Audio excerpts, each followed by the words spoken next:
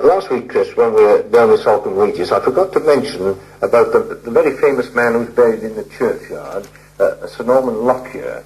And now, as you know, I brought you to a building which you might think is very unexpected to be found fairly close to the coastal footpath. Just about half a mile away, in fact. Yes, if that. Sir Norman Lockyer was, of course, one of our most famous Victorian astronomers. He was principally famous, I think, for his work in spectroscopy. He made a particular study of the sun, and he found, I think, 33 elements also found on Earth. But on top of that, he discovered or identified for the first time helium.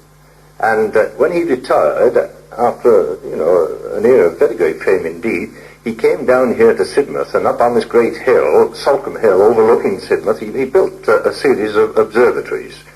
And he actually built up quite a considerable foundation of learned men. One of his most famous associates, of course, was Sir Francis McLean, and created a corporation which carried on for a great number of years, and the management of it was taken over by Exeter University. Bruce Francis McLean is interesting for other reasons too, and to find out I'd like to speak now to Mr. Brian Dickinson, who's chairman of the Sidmouth Astronomical Society, who makes use of Sir Francis's telescope, which is here within this dome. Yes, I believe that he was the first aviator to fly under the Thames Bridge, which he did, to everybody's consternation, I understand, in 1912. And he also had this telescope which we're standing under, and I've just banged my head on. Yes, well, the telescope originally belonged to him, and it was originally housed in an observatory in his garden in Tunbridge Wells. But when he decided to form the corporation with Sir Norman Lockyer, he moved it to Sidmouth, 1882, as far as I can ascertain, and built an observatory here on Salcombe Hill. It's quite a big move, I should think, really, because quite a large telescope. What, 12 feet long? Yes, the focal length is exactly 140 inches. Since we recommissioned the telescope in June, early June, it has been used every night that it has been practical to observe, that is, that weather conditions and cloud conditions have been right.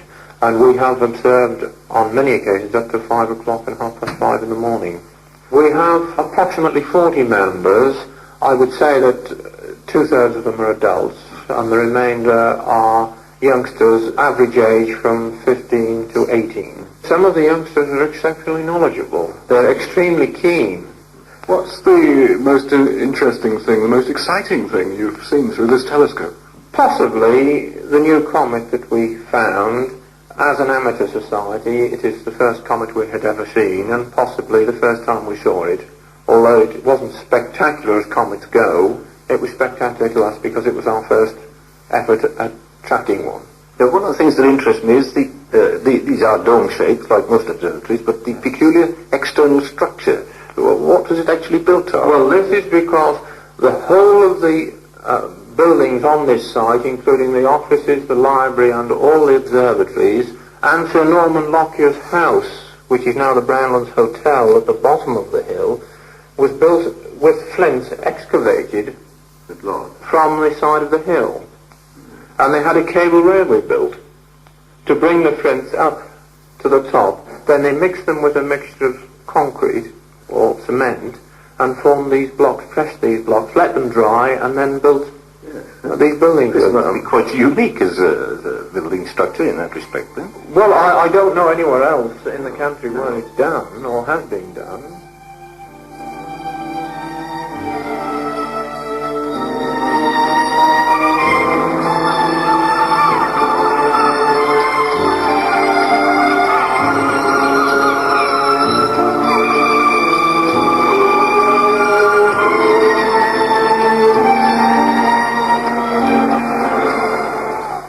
Next week, an easy walk down the hill to the beach at Sidmouth.